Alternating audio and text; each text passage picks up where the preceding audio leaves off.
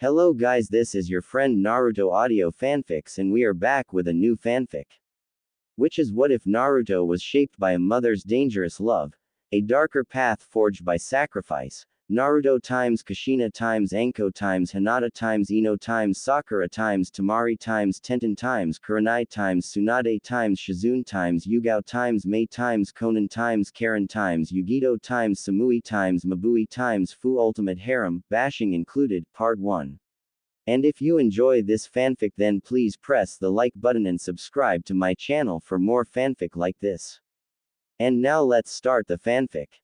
It was nighttime in Konoha, and one Anko Mitarashi was currently walking down the street with a takeout bag full of dango. A small spring in her step as she decided to spend the night binge watching her favorite movies in her apartment. It honestly would feel nice to just lounge around and relax instead of worrying about her curse mark or flipping off guys pestering her for dates. Some cat calls and whistles were heard from passerbys of the male variety, and the occasional female, but the snake mistress ignored them all, not even giving them a second glance. As she continued on her way, she spotted the form of one Naruto Uzumaki passing by and gave him a friendly wave, which he returned with a broad smile. Judging from the bags in his hand, it seemed like he had been grocery shopping. After their brief exchange, they continued to their respective homes without missing a step. Anko felt her mouth drool a bit as she could almost taste the dango on her tongue, until she heard a small oof, followed by the sound of a body and some items hitting the ground. She turned and spotted some civilian man with a bottle of sake in hand as he laughed at the fallen form of Naruto who was busy gathering some of his cup ramen back into his plastic grocery bags. "Watch where you're going, filthy brat." The man spoke in a slightly slurred tone and then kicked the boy in the ribs, knocking him to the side. The civilian chuckled a bit as he stumbled along, but Anko felt her face heat up in anger so she called out, "Hey, asshole." The man in question turned back around with a confused expression on his face and spoke, "You talking to me?" At his question, the purple-haired Kunoichi held her arm out and dropped her bag of dango to the ground and began walking forward, while in the background a group of civilians scattered and ran for their lives, knowing that if Anko drops her dango, it usually spells disaster. "Yeah, I am talking to you. Asshat. You see that kid there? He's got a name. It's not Brat. It's not Demon. Or Demon Brat. It is Naruto Uzumaki. And Naruto, so happens to be a good buddy of mine. Why? Might have to do with the fact we're both outcasts." She explained with her hands in her pockets as she stomped towards the man, who merely gave a smirk and a scoff. "What's that got do with anything?" The man slurred as he took a swig of his alcoholic beverage and let out an obnoxious belch sound. "Well, glad you asked. When fool civilians like you, who think they can do whatever they want, hurts a kid. Especially this one. It really gets me steamed up, and not in a good way." "In what way you might ask?" "Like I wanna do this," she yelled out and then slammed her knee into his crotch, making his eyes bulge out in pain. "Or this," she screeched as she ripped the bottle from his hand, and then smashed it into his face, making glass explode in all directions on impact, and even some shards getting planted into his skin and flesh.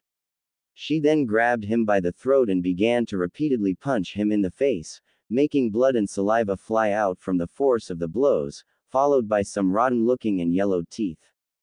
Once she had beaten the man within an inch of his life, she pulled him to his feet and stared him directly in his nearly swollen shut eyes as she spoke, "You touch Naruto-kun again, and next time, I'll make sure you spend the rest of your life eating your food through a straw. There are things much worse than death. I promise." With her point made, she tossed him to the side of the curb and then kicked him in the ribs, hard. Hard enough to make a small crack noise as he whimpered and crawled to his feet, staggering away. After a moment of catching her breath, she came over to her blonde friend and spoke in concern, "You okay there? He didn't hurt you too bad, did he?" The whiskered teen gave a dismissive wave and replied, He kicks like a fangirl. Just another annoyance. But won't you get in trouble if he reports you or something, Anko-chan? If he does, I'll cross that bridge when I get to it. Though I'm pretty sure that Hokage-sama will let me off easy if I make mention that that guy hurt you. Wouldn't be the first time I've beaten up some punk-ass civilian getting too big for their britches. She replied and then collected her bag of dango. So how's things at the academy going for ya? She asked with a sweet smile, hoping and waiting for the day that she could take on a worthy apprentice and become a full-fledged jonin. But then she noticed a downcast look on his face and asked him, "Boy, why the long face booyah?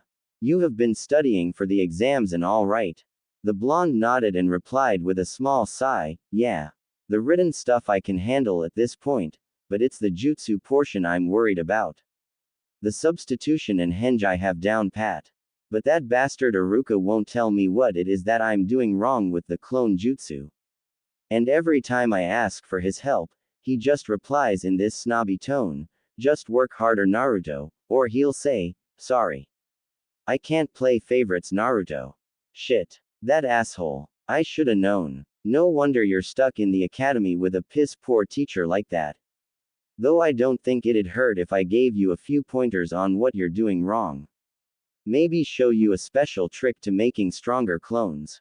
The purple-haired woman replied and then affectionately pat him on the head, earning a large smile from him that made her heart flutter a bit. "Really? You'd do that for me? It'd really be a big help for me if I could figure out what's wrong with my clone jutsu." He spoke in gratitude, his smile continuing to grow wider as he now seemed to be bouncing on the balls of his feet. "Sure thing Naruto-kun. I'd do anything for ya. And hey, if any of those civilian assholes are bullying you, you can come straight to me and I'll beat them up for ya. No questions asked. Say, you wanna come over to my place for the night?" She asked him while scratching her cheek a bit with a small blush. You sure that's okay? What about your roommate Kurenai?" The blonde asked her, not wanting to inconvenience the two kunoichi with his presence. "It's fine. I was gonna spend the night bumming around on the couch watching the Princess Gale movies. Kurenai's on a mission for the moment, should be back in time for the genin graduation exams. Besides, I don't think it's safe for you to be alone right now," she replied as she jabbed a thumb in the direction of a passing group of men who seemed to be glaring at the two pariahs, most especially Naruto. "Oh, good point. Seriously though, don't they have anything better to do than try to make my life miserable?" The blonde boy asked with a mildly depressed sigh as Anko retrieved her bag of dango. "Can't be helped. You're a constant reminder of the Kyuubi attack. Lot of people died that night.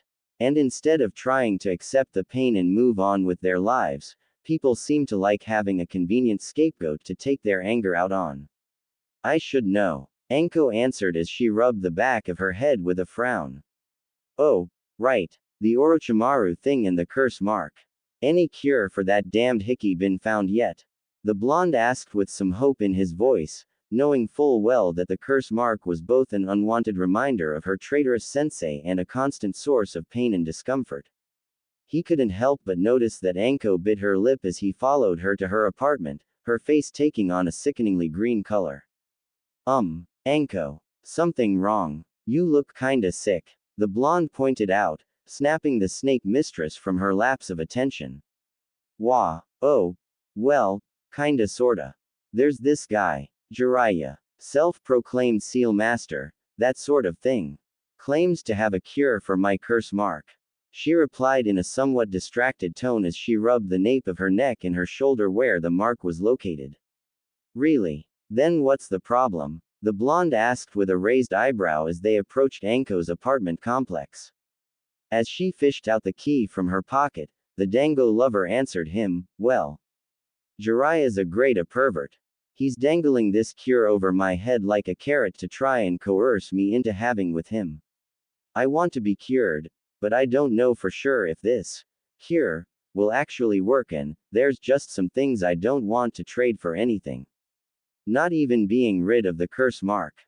At the end of her explanation, the blonde's face scrunched up as he spoke flatly, "The bastard's blackmailing you for. That's just disgusting. Can't you report him or something?" At the end of his question, Anko unlocked the door to her home and ushered the blonde inside, locking it behind them. Thought about it. I really want to, but it's way more complicated than that. I am kinda stuck right now and I'm not sure what to do about the pervy asshole. It'd be my word against his with the sandame anyway. She muttered the last part in frustration, her fist tightening into a white knuckle grip. What was that last bit? I didn't hear. Naruto asked as he placed his groceries on the kitchen counter, wondering what his best friend was talking about under her breath. It's nothing. Forget about it. Anyways, let's just enjoy the night, yeah. Anko replied with a broad smile, putting on her usual boisterous mask which didn't go unnoticed by the blonde, but he chose not to comment on it, instead deciding it was better just to have some fun instead of talking about depressing stuff. Appreciating his understanding since he wasn't going to pressure her on the subject, she placed her bag of dango on the table resting in front of the couch and then popped in the first Princess Gale film to start off their movie night. With that done, she plopped herself down on the couch with Naruto following right behind her. As the opening scene and credits of the movie played, Anko muttered just loud enough for her friend to hear, "I'm glad you're my friend Naruto-kun. It means a lot to me." The truth was, Anko was very much in love with Naruto, even though she couldn't admit it out loud at this time, not to mention there was something of an age difference, but it wasn't that wide a gap. And if he became a genin, then he would also become a legally registered adult according to village laws. Still, he was so young and innocent, and somewhat dense when it comes to romance, so she didn't want to force her feelings onto him until he'd matured a bit more. Same here. I don't think I would have made it for very long without you. You've done a lot for me over the years, Anko-chan. I promise to someday find a cure for your curse mark. And if the one this Jiraiya guy claims to have is the real thing, then I'll just beat it out of him. His promise earned a small giggle from her, but she nodded in appreciation all the same for his enthusiasm. At last, things started to move along in their film, so they continued to enjoy each other's company as Anko opened her bag of dango and alternated from popping one in her mouth, to placing one in her favorite blonde's waiting mouth. Kushina-sama, I'll look after your son for you. No matter what.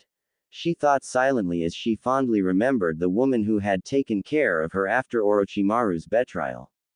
Anko then smiled warmly, feeling utterly and truly happy right now in Naruto's company. His happiness, love, and affection meant everything to her. And no one, not on Kami's green earth, would dare bring harm unto him if she had a say in the matter. No one. For years she had suffered in the village ever since her former sensei had abandoned Konoha and left her for dead after using her as a guinea pig for his curse mark. People would always look at her with disdain, muttering behind her back that she was some kind of double agent, that she was still the traitor's whore, and then they began circulating rumors that she was a who took on many seduction missions to make her look like some kind of addict. All of which was false since she was still a virgin to this day, and was saving her first time for that special someone. Naruto, as mentioned earlier, was similar to her in many ways, and perhaps more importantly, he had unconditionally accepted her in spite of the rumors and slander. That kindness alone meant the world to her. In some ways, Naruto was her guiding light in this harsh, cruel, and unforgiving world filled with darkness and hypocrisy. As the night dragged on and they watched movie after movie, the hours started to tick by. Anko looked down and noticed that the whiskered teen had already fallen asleep, his head now resting on the side of her. With a small smile she gently maneuvered his body so that his head now rested on her lap, a small blush and a happy smile on her face as she gently massaged his scalp, her fingers running through his hair as she looked down at his peaceful expression. She could feel butterflies flitting about in her stomach, and a pleasing warmth with each beat of her heart inside her chest. This is true happiness, she muttered to herself. She then picked him up in a bridal carry and brought him into her bedroom to place him on the bed, being sure not to wake him up as she pulled the sheet onto his sleeping frame. With a satisfied sigh, she pulled off her trademark trench coat and tossed in a random direction, followed by the mesh armor that barely kept her modesty, and then the rest of her clothing were tossed about the room until at last she was as the day she was born. Licking her lips in a sensual manner, she slowly creeped up towards the blonde, then slowly slipped into her bed and snuggled up against his body. Her taking his arm into her cleavage as her hand snaked upwards to his face and she began to trace a finger along his signature whisker marks. Soon. Very soon. Someday soon. You'll be all mine. And we can live together in happiness. She whispered to herself as her eyes drifted closed and she fell into a deep slumber. For some reason, whenever she slept with Naruto like this, it felt like she could forget the scorn of the village, and the pain caused by her curse mark would melt into nothingness. It was in moments like these that she felt truly happy.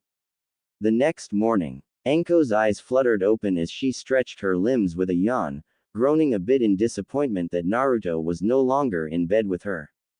Instead, there was a note on her nightstand. She picked it up and read the words on it. Sorry for leaving you, Anko-chan, but gotta get to the academy on time. Could you please hold on to my groceries for a bit till I come back to pick them up? Would be appreciated. P.S. Your tits are as soft as ever. She couldn't help but giggle at that last part as she got up, her nose scrunching up as she caught the familiar scent of coffee. Raising an eyebrow, she left her bedroom and found her roommate Kurenai sitting at the dining table while sipping at a mug of coffee. Morning. I met Naruto on his way out. I see you invited him to stay the night, again. And you slept with him, again.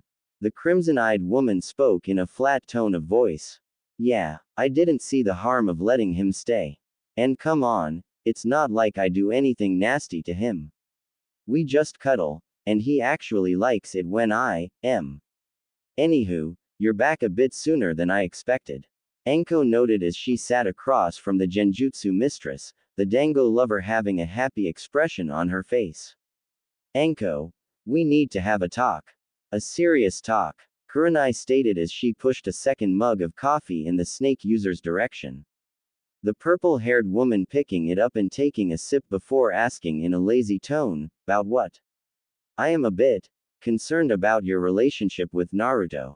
I know about your feelings for him, and I don't think that pursuing a relationship of the romantic kind would be very good for you. Kurenai stated in a more gentle tone of voice, and then seemed a bit saddened as her friend was now glaring at her. Excuse me, Nai-chan, I love you like a sister. You've always been good to me, and had my back whenever I needed it. Hell, I even held my tongue and quietly supported your relationship with Asuma. But you can't do the same for me and Naruto-kun. He's a good kid. He's sweet, gentle, understanding and... Anko began to list off but was then cut off by her friend. And still a child. Anko, you're an adult woman. I know how much you care for him, but, you have a nasty habit of being rather clingy. And your obsession with him has become, somewhat unhealthy. Shouldn't you try and find someone more age-appropriate? Someone you can truly be happy with? The crimson-eyed woman asked with a worried expression, trying not to push Anko's buttons in the wrong way since she was known to be hostile when matters involved Naruto Uzumaki.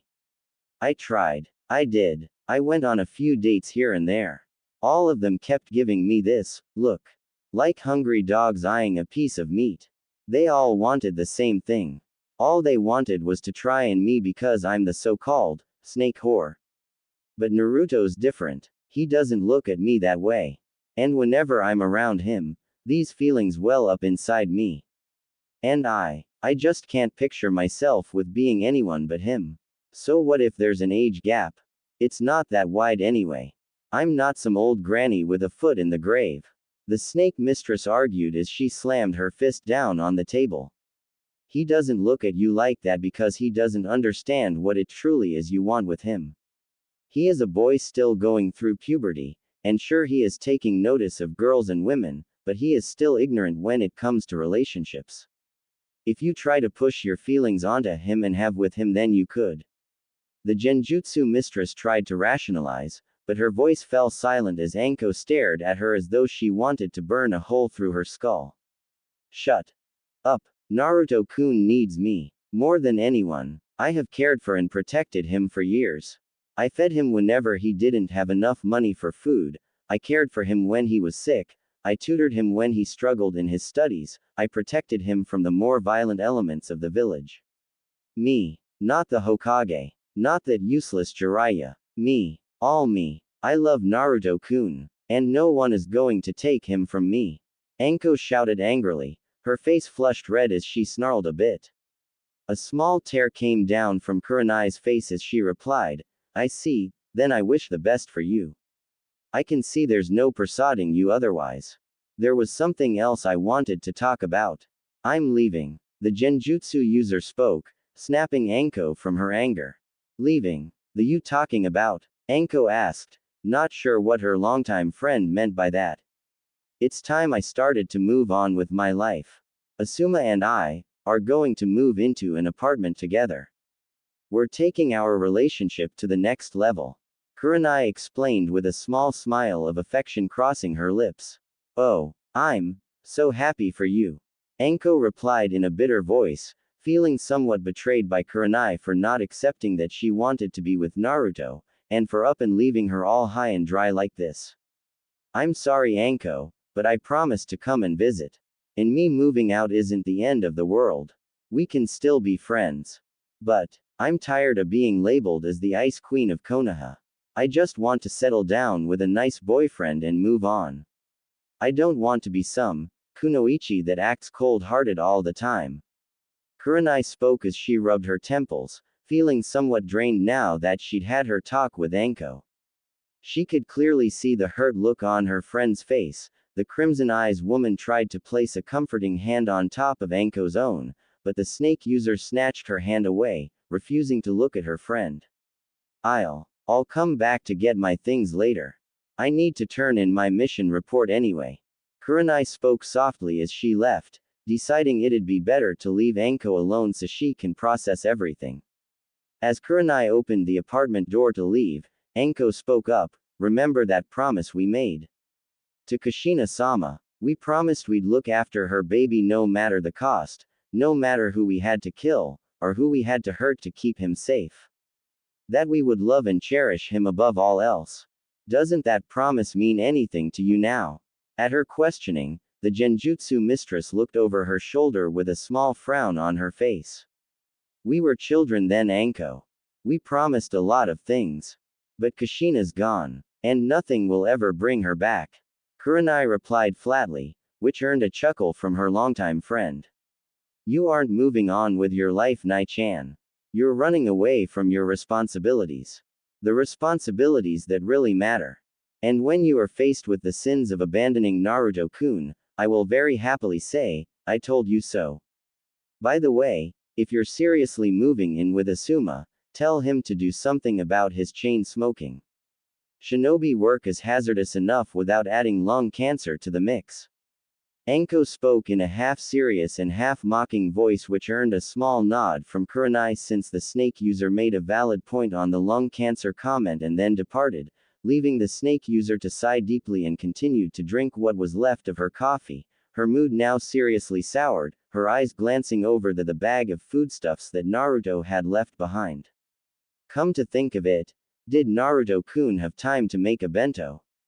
God damn it. He probably took the high road and went to the academy without taking any food with him, even after I told him he can help himself to what's in the kitchen if he ever gets hungry.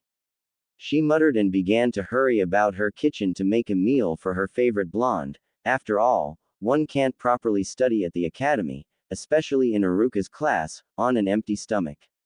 Later on. Haha. I'm bringing Naruto-kun lunch. I feel kinda like a waifu right now. Anko Mitarashi, sadistic, and loving waifu to my little Naruto-kun. I love the sound of that.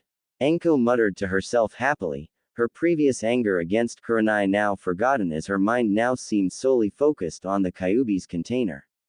As she neared the academy she stopped for a second as she heard what sounded like arguing, and one of the voices definitely belonged to Naruto. Peering around the corner of the academy's gates, she spotted the whiskered teen in some kind of argument with one Sakura Haruno. Hey, don't speak that way about Anko-chan. Naruto shouted, making the snake user raise an eyebrow, wondering why she was the subject of their argument. I can say whatever I want about her. And don't think that I don't know what's going on here. You're just trying to make me think that you have a fetish for older women so that I'll get jealous and try to prove that I'm much more of a woman than that snake whore. Nice try, but Sasuke-kun's the one for me. Sakura spoke as she crossed her arms with a haughty-looking grin on her face. Firstly, that doesn't make sense. Secondly, Anko-chan will always be 100 times the woman you are. And thirdly, a loud howler monkey like you, and the brooding emo king deserve each other. And Anko's not a whore. She's one of the most hardworking, loyal, and loving kunoichi I've ever met. And someday when I'm Hokage, I'm gonna make her my wife. Naruto shouted, his words making Anko's heart flutter. If he wanted her to be his wife, then he must seriously have feelings for her. Feelings of love. Please. My daddy says that her sensei was Orochimaru and that she would suck his at the snap of his fingers, and they did all kinds of nasty and dirty things with their snake summons. At her words, Naruto clenched his fist and stomped towards her as if he wanted to slug her across the face, but then he stopped and gripped the front of her shirt, pulling her towards him until his face was only a few inches from her own. Normally, I would have clocked you for that, but it wouldn't be fair to hit you for whatever lies your dad's been telling you. Anko's not a whore, not a nympho, and not a traitor. She's paid her dues in proven time and again she's a loyal kunoichi. It's not her fault she had Orochimaru for a sensei. And for the record, she's actually still a virgin. If you keep on talking shit about my crazy snake lady, then I'll be happy to settle things with you during class spars. The blonde threatened at the end with a grin that would easily make the snake mistress herself proud as the pinkett paled. Saying good things about me, Naruto-kun? Asked a familiar voice behind him, causing him to release Sakura as he turned was met with the form of the Dango lover herself. Oh, hey Anko-chan, fancy seeing you here, haha, how much did you hear? He asked at the end while slumping his shoulders. More than enough. Gonna make me your wife, huh? Think you're man enough to handle me? She asked with a sweet smile that she tried to fill with as much venom as possible to make it seem like she was mad, but failed since nothing but happiness and warmth filled her face.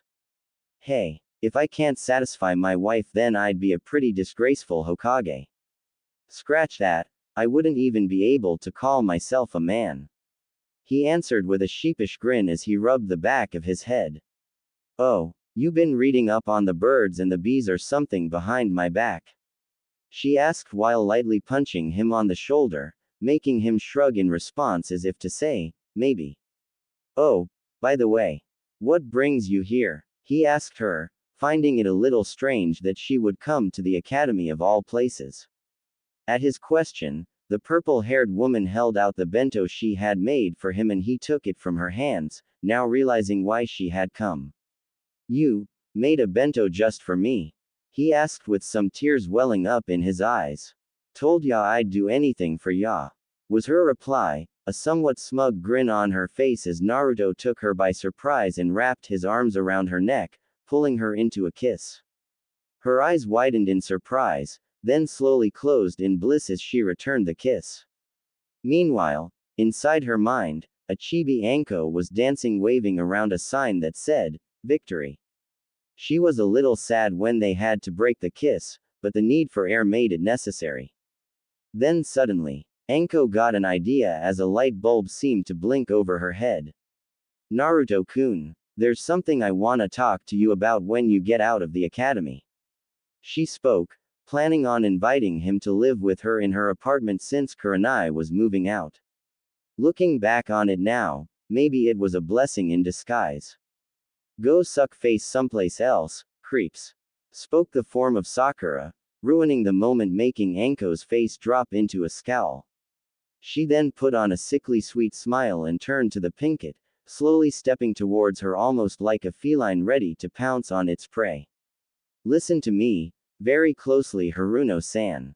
Naruto-kun is the most precious thing in the world to me. And he tells me that you like to occasionally use him for a human punching bag.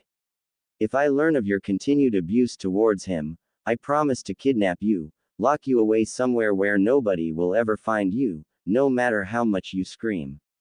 Maybe I'll leave you for the rats to munch on, maybe I'll leave you down there to starve to death, or maybe I'll just cut apart your womanhood so you can't breed. The last thing we need is you procreating more Harunos.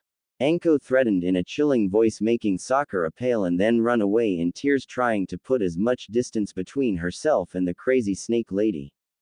Yup. Just another satisfying day to be Anko Mitarashi.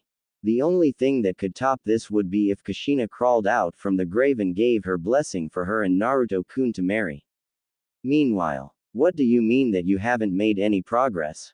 Spoke the form of a goggle-wearing man named Torun, a close subordinate and aide to Danzo Shimura, as he and his partner Fu Yamanaka walked down the hallways of a hidden root facility that had been recycled from an abandoned Orochimaru laboratory.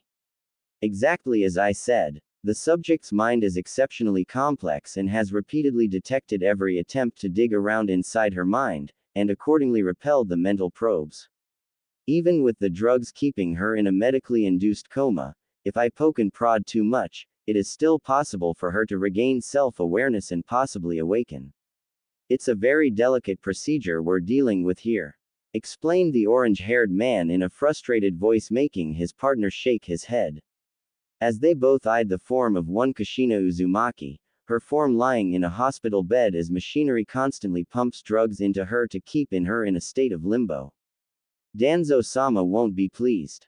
He seems to think that Uzu holds the secrets to true immortality and longevity. Torun muttered as he crossed his arms. Might be a kernel of truth to that belief. Kushina has spent over a decade in a comatose state but shows absolutely no signs of aging or even muscle atrophy. If it weren't for the drugs, I'm certain she'd wake up and kill us all. And that wouldn't be the worst of it. Fu spoke with a shudder. Not the worst. This is Kushina, the evil Uzumaki we are talking about. Back during the wars, she was known to scalp her victims for fun. She tortured, maimed, burnt, crucified, castrated, disemboweled, and beheaded people every single day and laughed about it all like it was a joke.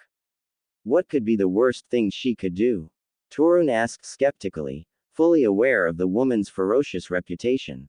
She could become the Hokage. The orange-haired man replied as his face paled in terror, causing his partner's mouth to drop open for a moment before he nervously nodded in agreement at the thought. Hiruzen Sarutobi was currently little more than a glorified paper pusher at this point of time in his old age, but if the likes of Kushina took over, then she'd steamroll her way over everyone just to get what she wanted, without care of consequence. Unknown to them, a small smirk crossed Kushina's face, and her hand twitched slightly before clenching into a fist. Later that day, Sakura Haruno growled as another school day had passed and Sasuke had still ignored her. And now Naruto seemed like he was going to ignore her just as well for some old whore. Freaking stupid dead last, what's that Anko bitch got that I don't? The Pinkett muttered angrily to herself as she cut through an alleyway to get home as quickly as possible, until she bumped into someone who rounded the corner, causing the fangirl to fall to the ground. Nice tits. Great. Questionable but sense of fashion. And a badass can-do attitude. What you got going for you, Pinkie Pie? Asked the form of Anko, who was now standing above Sakura with a grin. The Pinkett sighing in frustration as she got up and dusted herself off. The hell do you want now? Wait. Were you following me? Sakura asked, feeling it was kind of staged how she just randomly bumped into the snake whore again. Maybe a bit. There was something I forgot to tell you. Something that I couldn't say in front of everyone else at the academy, especially Naruto-kun. Anko replied in a jovial manner as she walked towards Sakura with an exaggerated sway to her hips. Oh yeah, what's that? The fangirl asked while swallowing a lump in her throat as she slowly backed away, feeling far more in danger than ever before in her sheltered life as the only daughter of the Haruno family. Here's the thing. I want to take Naruto-kun as my apprentice when he graduates, of which I shall personally guarantee this time. Problem is, the Sandaime says that if I did that, then there would be one less student and then there'd be the issue of an incomplete team. And most unluckily, there aren't any stand-ins. So my request for an apprentice was sadly denied. Anko explained as her grin became wider and wider until it seemed like the corners of her mouth were ready to tear open. And, the heck does that have to do with me? Sakura asked, not sure where this conversation was going. Well, if I can't take Naruto-kun as my apprentice, then he'll end up on Team 7. Which is traditionally made up of the class's members with the lowest and highest scores, and the top-ranked kunoichi. In essence, you, Naruto-kun, and Sasuke. The only solution to fixing this issue is, you need to vanish for a little while. Anko replied in a cheerful voice as she put her hands on her hips. Versus. Vanish. Sakura whimpered out in confusion, then out of nowhere, a pair of arms wrapped around her neck and a rag was placed over her mouth. She tried to scream and call for help, but nothing but muffled yelps came out. Anko sighed as she watched with a blank and dispassionate expression as she casually pulled out a stick of gum then popped into her mouth. Sakura's struggles grew quieter and quieter until finally she passed out with a small moan. Thanks for the help, Yugao-chan. Anko spoke to a Neko-masked Anbu with purple hair who was now carrying the pinket over her shoulders as though the girl were a sack of potatoes. If it's for Naruto-kun's benefit, then of course. What do you want me to do with the girl? I could chop her up into tiny pieces, have Hana-chan feed the meat to the dogs. No one will ever know. The Anbu captain offered, her voice having some sadistic pleasure to it. Thought about it, but she might be more useful alive. This little brat is Kazashi Haruno's kid, and his only meal ticket to get his grubby fingers into the Uchiha fortune. Might be handy to hang on to her for a while. Put her in that place, and I'll handle the rest from there. Anko replied as she walked towards her apartment with a devilish grin to her face. Send Naruto-kun my regards, was all the Anbu woman said before vanishing in a swirl of leaves with Sakura. After a few minutes of walking, the snake user arrived back at her apartment where Kurenai seemed to be gathering the last of her personal belongings, the crimson-eyed woman having a saddened expression on her face. Hi. She spoke in a quiet voice and awkwardly waved to Anko who waved back, the purple-haired Dango lover replying, Hey Nai-chan. I'm not mad at ya anymore.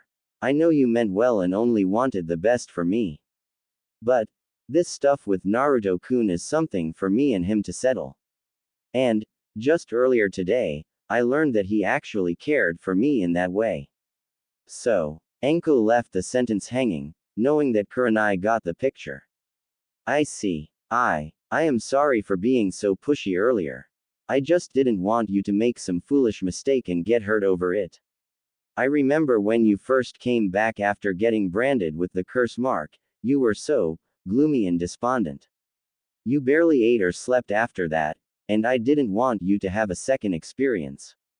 If you and Naruto-kun can have a life together, I truly wish you the best.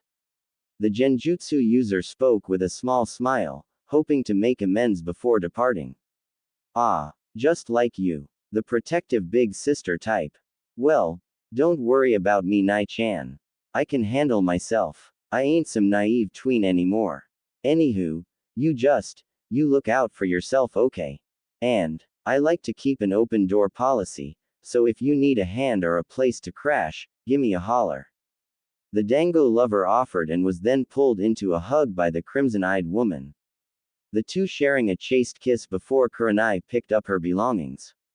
I left my key on the kitchen counter with a bag of your favorite dango, call it a goodbye present. I'll be seeing you again soon Anko-chan. I hope you find a good roommate.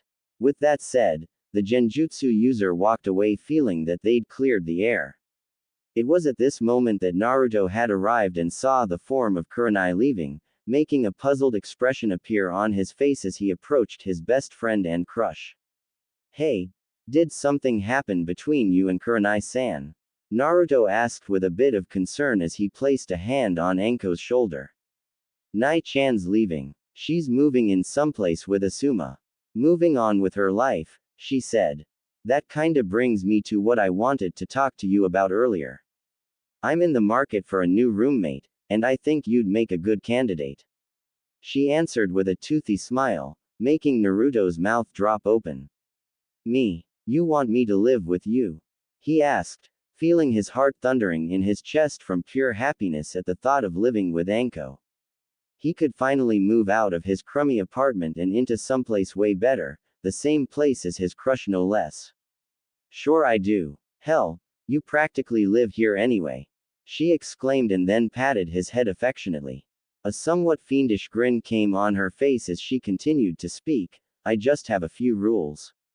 1. In our apartment together, we spend our days inside our home together in the. 2nd, you will refer to me from here on as Anko-sama or Sensei since I plan to take you as my apprentice. 3rd, I want you to live as happily as possible. If there's something you ever need to discuss with me, if you ever need anything, or if you just want a warm body to cuddle with, you just let me know. Deal. At that, he nodded his head and replied, You've got a deal, Anko-chan. But, do we really need to be all the live long in our apartment together? He asked with a large blush. He always knew that Anko was kinda perverted, but this seemed a bit excessive. Ah, come on. My apartment, my rules. Besides, I cuddle with you in the, so what's the big deal?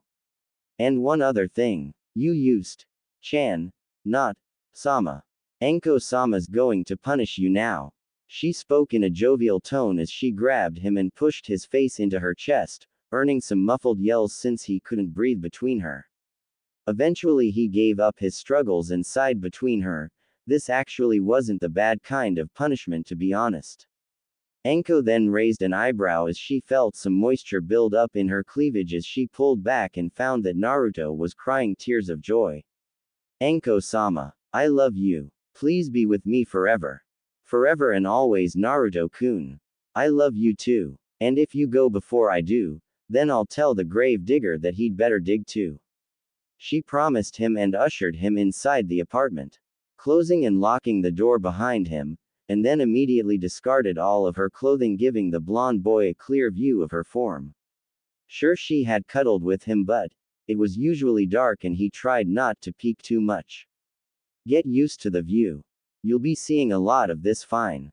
She spoke bluntly and then smacked her own butt, making her round cheek shake a bit. Extra thick. Naruto muttered as he dryly swallowed, feeling the blood rush to a certain place between his legs. Damn straight, boy. Discard those clothes. You don't get to wear anything but a smile in my home. And if you need to do something about that boner, take it out in the bathroom or something. Till you strap on the headband, you're not legal age. She spoke with a wink, prompting the blonde boy to run into the bathroom to take care of some business. Oh, this is going to be fun. She spoke to herself, knowing that it would be a joy to tease him. And judging from the tent in his crotch, he definitely wasn't some average Joe. Most likely he had his Uzumaki genes and the Kyuubi to thank for that. Are we going too fast? Maybe. Yeah, definitely. But the Dango lover muttered with a happy smile, a certain spring in her step as she headed towards the kitchen to munch on the dango left behind by her now ex-roommate. Retrieving the bag of goodies, she plopped herself down on the couch and began to eat the sweet treats.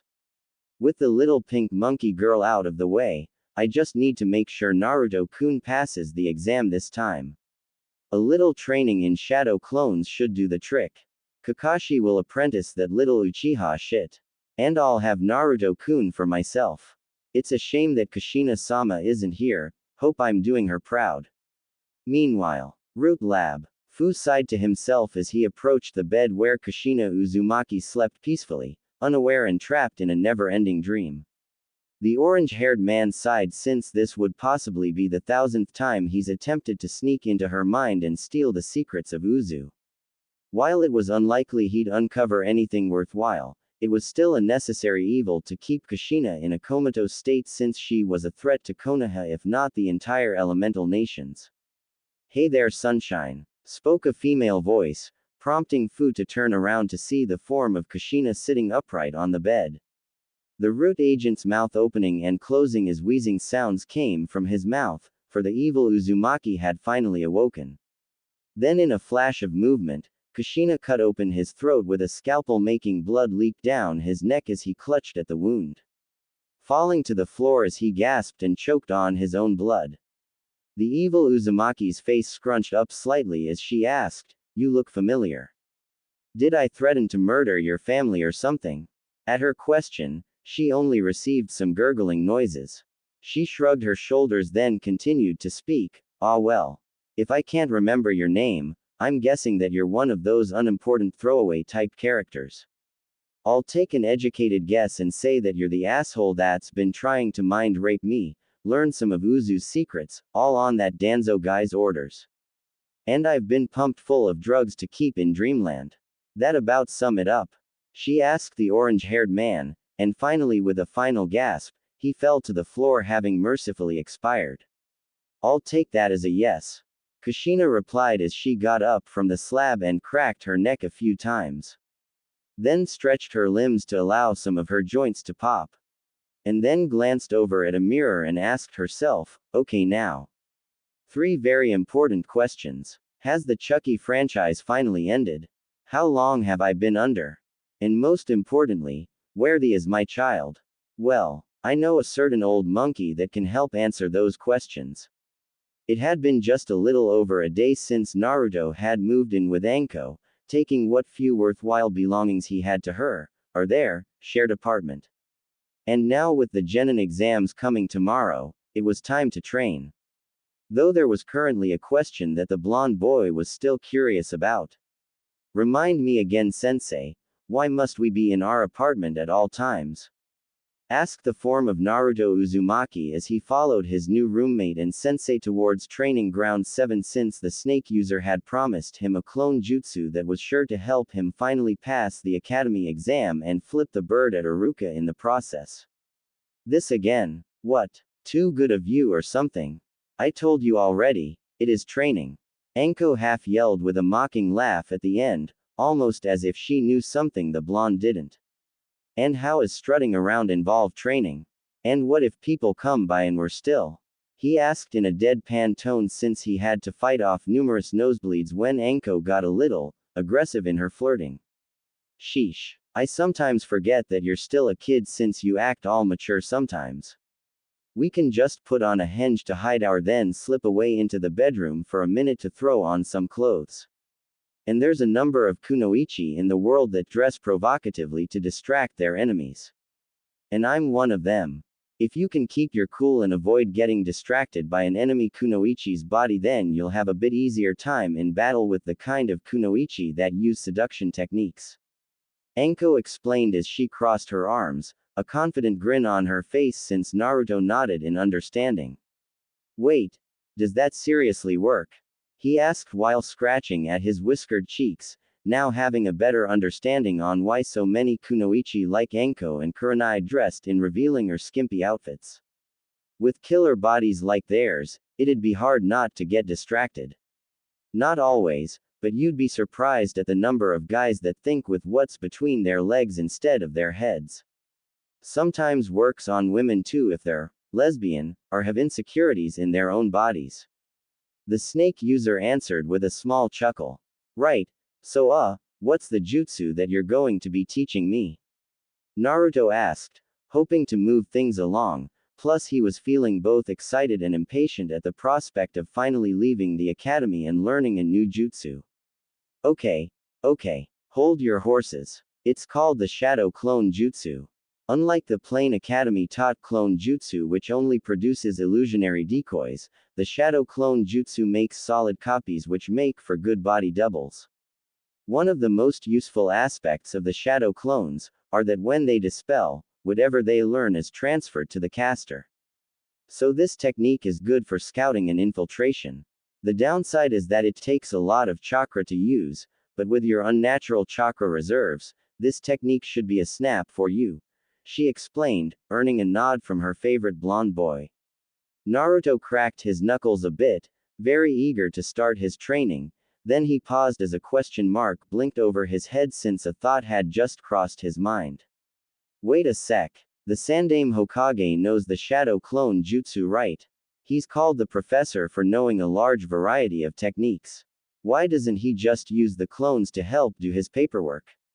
The blonde asked, voicing his thought on the subject, which earned a chuckle from the snake mistress. Hey, you caught on too. Finally. I thought I was the only one to notice. My thoughts are, the old man's getting senile. She responded with a hearty laugh, making the Kyuubi Jinchuriki sweat drop a bit. You knew, and never said anything? He asked as his eyebrow twitched a bit, wondering why Anko withheld that piece of information from Hiruzen. Yeah, this might be petty, but it's kind of like payback for me. The Sandame's always been soft on his students, like my ex-sensei. Orochimaru became a missing nin. Tsunade's been wandering around drinking and gambling while, in mourning, for 15 years. As for student number 3, where the do I even begin? She spoke, though that last question seemed more to herself. With a shrug, she sighed and then gave a toothy smile as she spoke, Anyway, don't sweat the small stuff. Time to train. I'll show you the hand sign for the shadow clone jutsu and then you can give it a go, She paused as she looked up towards the sky, with Naruto also following her gaze. In the skies above Konoha were filled with hundreds or even thousands of numerous species of native birds were flying away from the village, almost as if they were fleeing from something since the panicked chirping and squawking sounds could be heard even at this distance. The hell is that about? Seems kinda like a bad omen. Naruto muttered. While he was no expert on bird behavior, it didn't take an expert to see that the birds fleeing in such numbers wasn't a good sign. Anko's eyes narrowed a bit as a tingling sensation ran up and down her spine. She's back. She finally came back. Anko whispered just loud enough for the blonde to hear her. The snake user recognized the signs and even now could feel in her gut and her heart that her mistress had finally returned. Who's back? Naruto asked, feeling a little bit nervous all of a sudden as he swallowed a lump in her throat. Don't be surprised if we get company later. Anko replied in a cryptic manner. She then clapped her hands together, snapping him to attention and spoke, don't worry about that stuff right now. Time to train. With that last shout, she began to show him the needed hand sign for the shadow clones. However, Naruto now had a feeling that something was coming his way, and his life would be flipped upside down. Meanwhile, in the office of the Hokage, Hiruzen was sitting behind his desk smoking from his favored pipe. Standing in front of him was a man with pink hair who was red in the face and was shouting at the top of his lungs in outrage. My daughter is missing and you aren't doing anything about it. That snake whore was seen and heard threatening my precious Sakura just yesterday at the academy, and then my daughter vanished. That Anko is obviously suspicious. Kazashi shouted angrily with his hands clenched tightly into fists as he slammed them onto the desk. I have some of my Anbu investigating the matter. Anko will be questioned, of course. Just like the many other people who all loathe the Haruno name because of Yukazashi-san. The Sandame replied flatly as he blew some smoke from his nostrils. The ex-shinobi's eyebrow twitched a bit, and he grit his teeth, growling out, there's something you wish to say to me, Hiruzen. At this question, the Hokage's eyes hardened as he put down his pipe and rose to his full height to stare down the head of the civilian council. That is, Hokage-sama, to you. And there are a great many things I very much desire to say, and most of them cannot be spoken in polite conversation. But above all, I wish Kushina killed you all those years ago, when she exposed you for accepting favors from captured enemy Kunoichi. You, Kazashi, have become a parasite much like my former student Orochimaru. Leeching off of the lives of others to feed your own ego. You have trampled on many lives with your business as a loan shark. Reportedly, a number of your clients have committed suicide due to their debts to your business. And many more continue to suffer with you as the civilian council's head. For years, I have maintained the peace of the village, yet you seek to continue to undermine the ninjas that work hard, every day to protect that peace in this village. And now here you are, now making demands of me when you need my shinobi, when it is your own sins that have likely damned your child. Hiruzen spoke with pure hatred for this, Leech standing before him.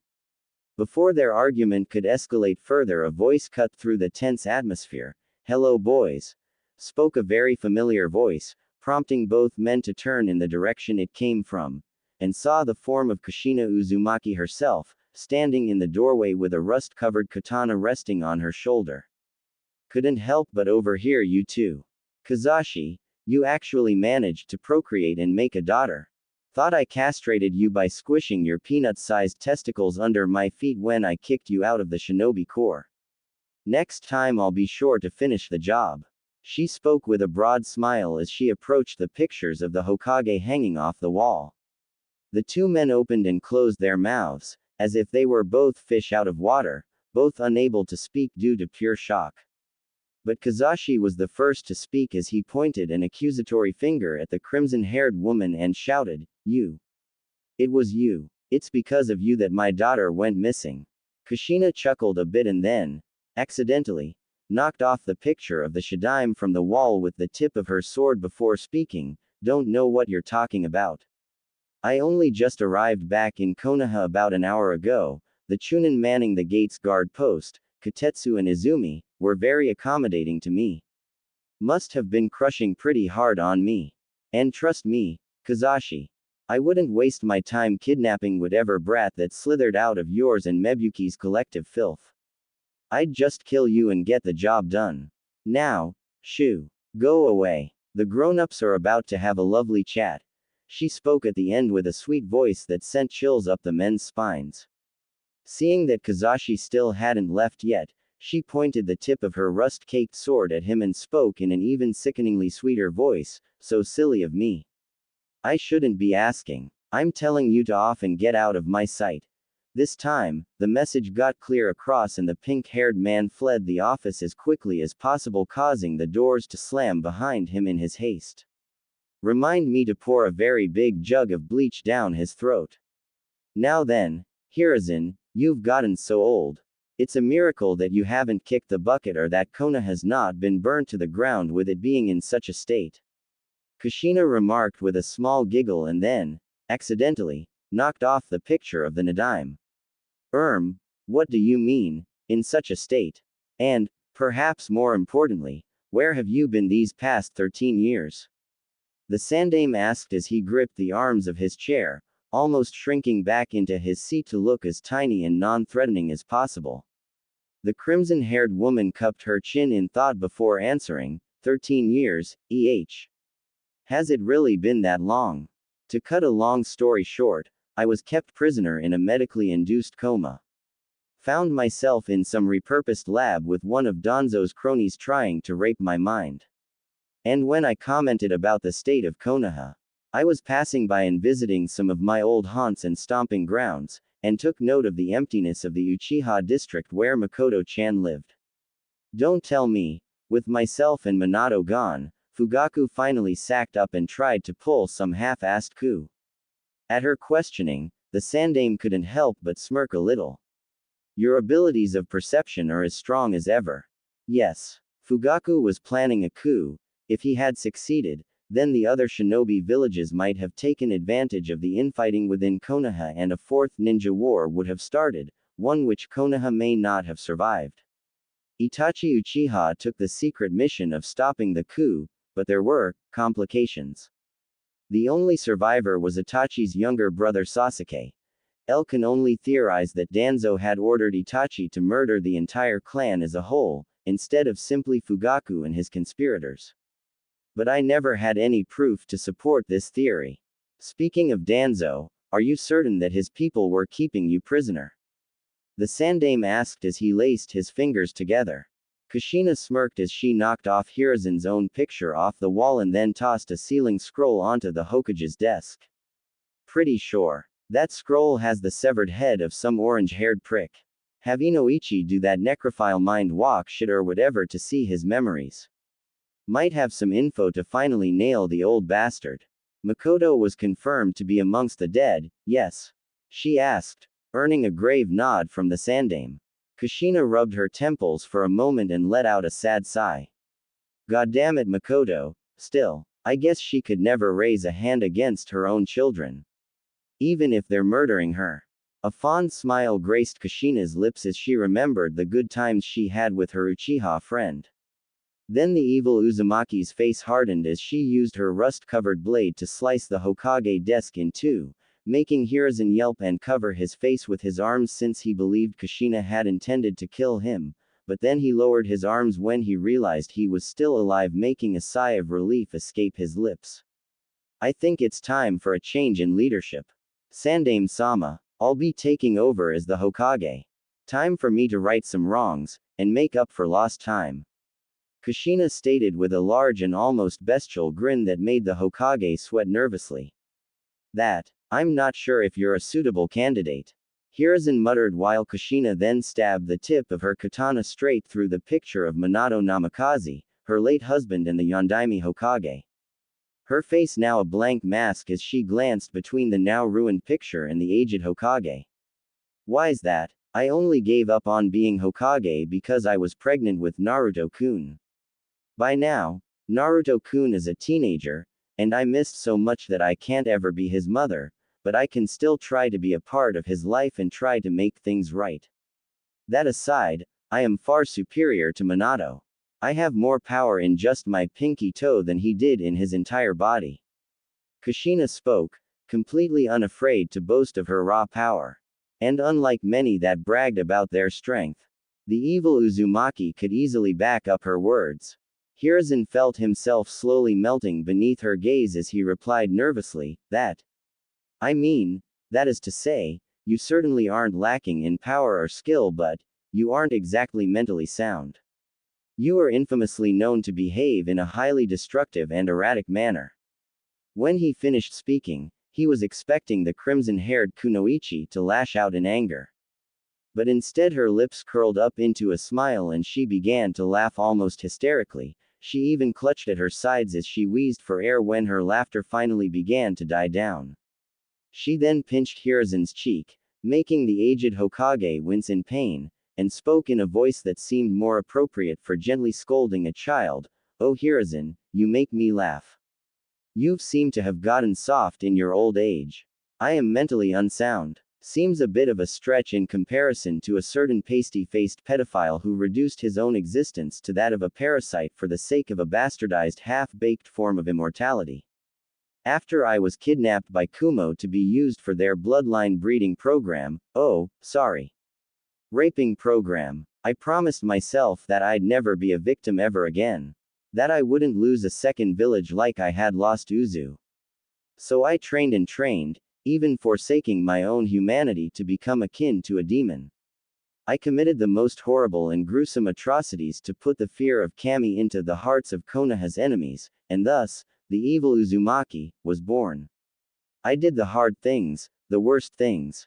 The kind of things that would have made anyone else crack under the stress and trauma, so that every single man, woman, and child can sleep peacefully and blissfully unaware of what really happens on the battlefield. For the sake of this Kami-forsaken village, I think it's in your best interest to name me the next Hokage, pronto. Wouldn't want to give me a reason to turn against Konoha, yes? She asked at the end, pinching even harder to the point it seemed like she was going to rip off a chunk of flesh. Hiruzen swallowed hard, knowing that this woman might be the most dangerous kind of ninja since Madara. And it would be a terrible idea to make an enemy of her. It would seem he was now stuck with the choice of accepting the rule of a probable tyrant, or refusing and potentially destroying the village he had worked so hard to protect. Finally, he caved as he replied reluctantly, all right. You shall be the Godime. The mantle of Hokage, the responsibilities of leadership, and the consequences of your rule shall be yours. Nodding in acceptance, the crimson-haired woman released him, making him rub his now sore cheek. If Kushina could maintain some measure of restraint, then her being Hokage wouldn't be the worst thing. Grand. Now comes the most important subject of the day. What of my child? Where is he now? What was his childhood like? Tell me everything. And if you dare lie to me, and I discover the truth from my child, then I'll be very happy to shove this here sword right where the sun doesn't shine. You know why I like to use weapons covered in filth and rust. If wounds caused by rusty objects or weapons are not cleaned and treated properly, then it can lead to serious infection, even death. Most especially if one isn't up to date on their tetanus shots. When's the last time you got yours? Kushina asked, and threatened in a not so subtle manner, which caused the Hokage to sweat nervously since he couldn't remember. Word has recently spread that both Anko Mitarashi and Naruto have just begun living together, and are likely romantically involved. Much of Naruto's childhood was a lonely existence, and on occasion a stupid and/or drunken civilian would assault or bully him.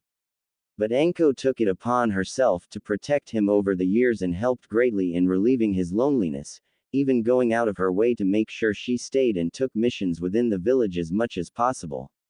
I do not know how, but somehow Naruto-kun's status as the current Jinchuriki was leaked to the general public. And with the village still in chaos after the Kyuubi attack, I was unable to find the leak before whoever the mole was able to cover their tracks. So I made it a law making it forbidden to discuss Naruto's situation, especially to the younger generation. However, it seems in my efforts to protect him, I likely did more harm than good in the long run of things. Hiruzen explained, rubbing his temples with a tired sigh at his failure. Tried to make the best of a bad situation. Guess even being Hokage, you can't control the hearts and minds of the people. What about Jiraiya? Minato begged me down on his knees to allow the frog Sannin to be my child's godfather. The evil Uzumaki asked with narrowed eyes, already knowing that she wasn't going to like the answer. Jiraiya has had absolutely no contact with Naruto. I doubt the boy even knows he has a godfather.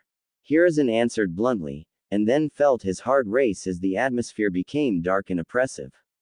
Like the very air itself was pressing down on him and threatening to crush him. A small, tch, sound came from Kushina, causing the windows to shatter into thousands of pieces. I always knew that pervy little frog couldn't be trusted. I'll be sure to give him some deluxe grade treatment the next time I see him. She vowed angrily and then took a deep breath to relax herself, which finally relieved some of the tense atmosphere within the Hokage's office. Sandame-sama, I want you to call an emergency council meeting tonight, so that I may be officially be announced as the new Godime, and I can begin whipping this decrepit village back into shape. Time to take things in a new direction. Kushina spoke as she looked out over the village through the now broken windows, a small giggle escaping her lips. Certainly. I can get everything together by 8 o'clock. What will you be doing in the meantime? The Sandame asked as he stood up and reached for the telephone to begin making the needed preparations. I'm going to be visiting my son. There's a lot that I need to explain to him. Anko's still living in the same apartment, right? She asked as she sheathed her blade, the Hokage nodding in response to her question, which made the crimson-haired woman smirk since that meant it'd be easier to find one of her old apprentices. She then sauntered off towards the door with a spring in her step, but before leaving she turned around and spoke, "Don't forget about the head in that scroll I gave you. Inoichi might find some pretty damning evidence in that dipshit's noggin. Might finally give you some ammo to nail Danzo." Hiruzen nodded in understanding and gratitude for the reminder, prompting Kushina to take her leave towards Anko's home. It was finally time to make some amends. Her stomach then growled a bit, making her realize she hadn't eaten anything since first awakening. Might as well get some ramen-fueled courage before seeing her son. Especially since for the first time in her existence, Kushina felt one true regret. Not being the mother her child deserved or needed.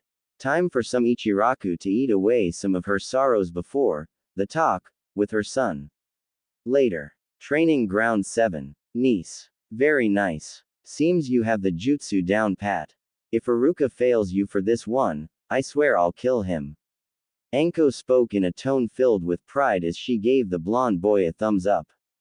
The whiskered teen was covered in sweat since he had been making clones by the dozens without stopping.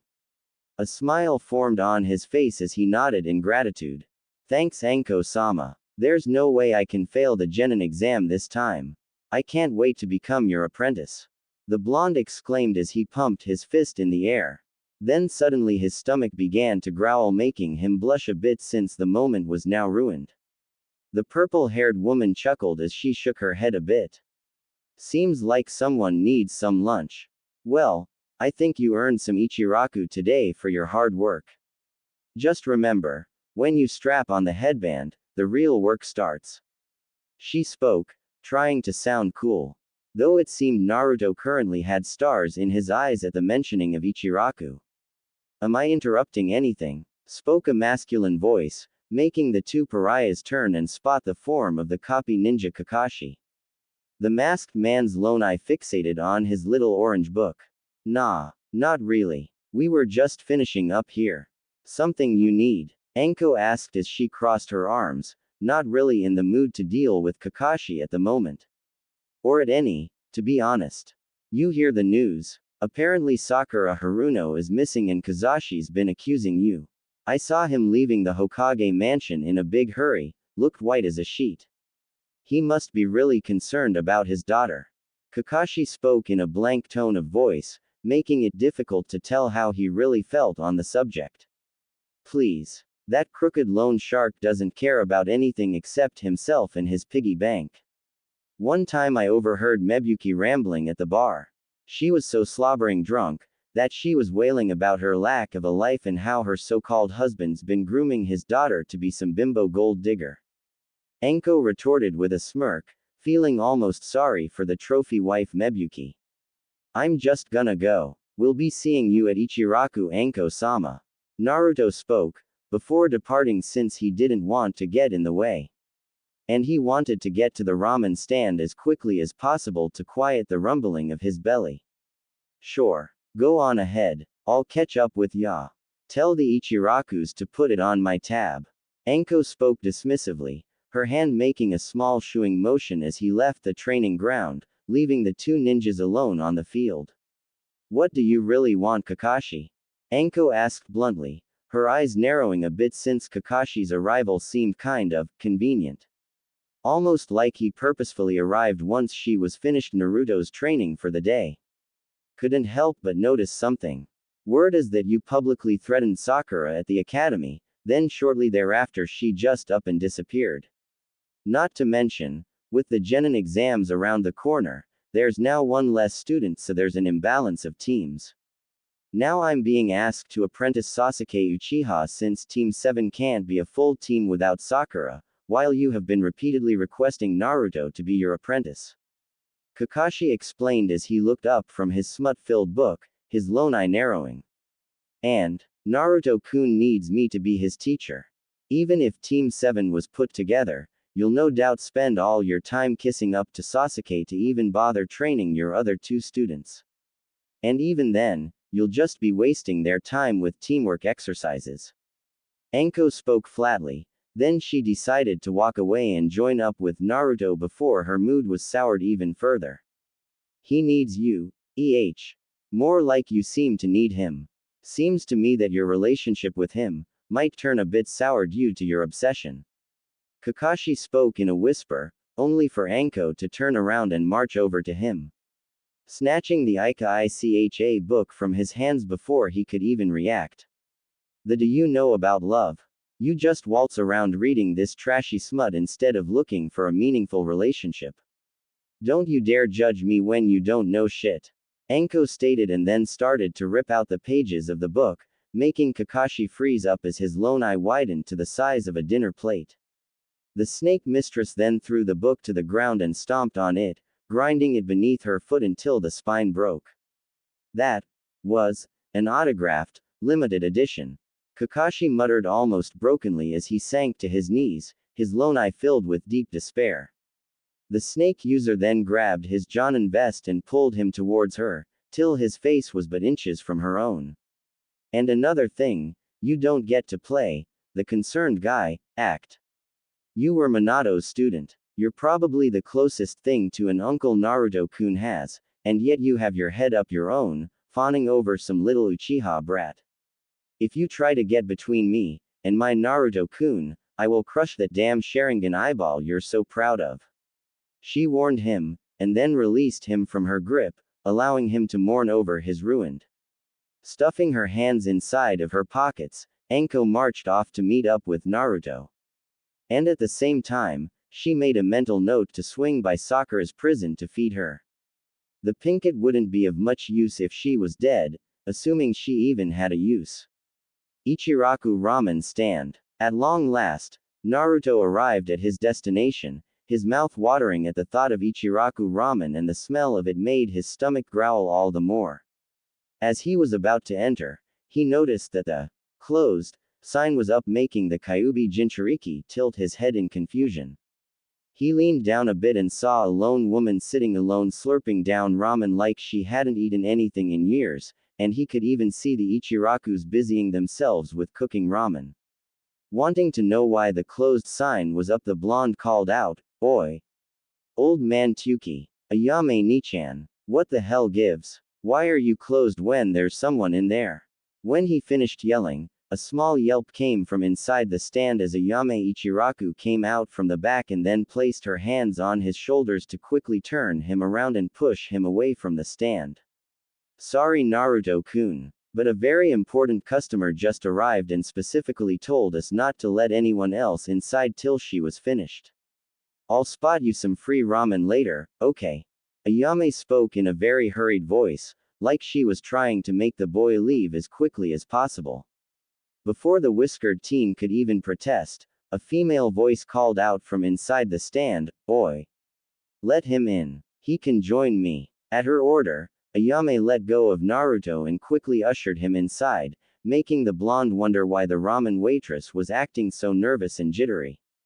When he entered the stand, he saw what could only be described as one of the most beautiful women he had ever seen, especially with her vibrant crimson hair. On a scale of 1 to 10, she'd definitely be a 12. There was even a pleasant aroma about her consisting of foxes and ramen. "Sit down Naruto-kun." The mystery woman spoke, gesturing to a stool next to her, prompting the blonde to accept the invitation as he sat right beside her. His eyes widened a bit when he saw all the empty ramen bowls pushed to the side, showing that she had a love for Ichiraku that rivaled his own. "How do you know my name? And how did you even know I was just outside?" he asked, feeling like he knew this woman from somewhere. A feeling of familiarity overcoming him as he couldn't help but take in her luscious form, a small blush forming on his cheeks. "Sensed your chakra. It shined like a beacon, due in no small part to your burden. Makes you stand out. And I think I'd know the name of my child," she responded as she slurped up some ramen, her face nothing more than a calm facade.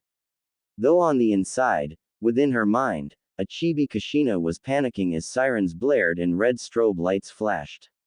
"Your child? Just who the hell are you?"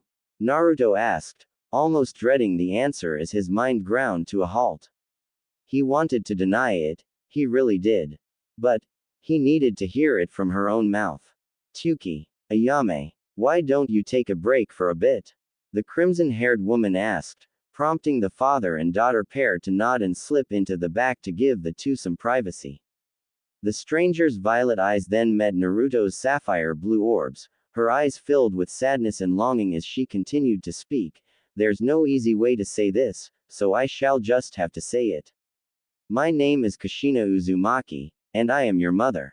I gave birth to you on October 10th, and I was the Kyuubi container before you." After her introduction, the blonde felt a pit in his stomach and his mouth and throat seemed to dry up. Something in him snapped as he wrapped his hands around her neck and screamed, "Where were you? Where were you all these years? Why did you come back now?" he demanded, numerous emotions flooding him. Anger, pain, sadness, frustration and confusion. Normally, if someone put their hands around Kushina's throat, she would have curb stomped them, but this was her child. She grabbed his wrists and then gently pulled his hands away as she replied, "I know you're angry. You must have been so alone. I can't even imagine how much you must have craved for the love and affection of a parent. And now that I've dropped in out of nowhere, you aren't sure what to feel except for rage. To answer your question, I was being held prisoner in a drug-induced coma. I only recently came to, and made an immediate beeline for Konoha." When she finished her explanation, The whiskered teen stared heatedly into her eyes, scanning for any signs of lying, but all he could find was a deep well of sorrow and regret, but at the same time, deep and unconditional love. You're really my mom. And you were held prisoner? He asked almost hesitantly. Need more proof I'm your mother? Come on. I have a witness that may answer some of your questions. Now close your eyes for a moment. She replied as closed her eyes, prompting the blonde to do the same, and when he reopened them, he found that the surroundings had changed from Ichiraku's humble ramen stand to that of a sewer. The air felt oppressive, full of anger and hatred. But there was another emotion, desire maybe. What is this place? He asked as he stared down the darkened hallway, and then realized his hand was loosely entwined in the hand of Kushina as she gently guided him towards some unforeseen destination. This is your mindscape. A space in the subconscious mind of a Jinchuriki where the Biju reside. Have you ever met the Kyubi before? She asked at the end out of curiosity, though she felt like she already knew the answer since he didn't even know her name. I tried a few times to talk to the Kyubi when I put two and two together about my status as its container. But I could never get in contact. Wait. You said earlier that you were the previous container. He replied and quickly put it together that the tailed beast would be able to provide testimony to support Kushina's tale.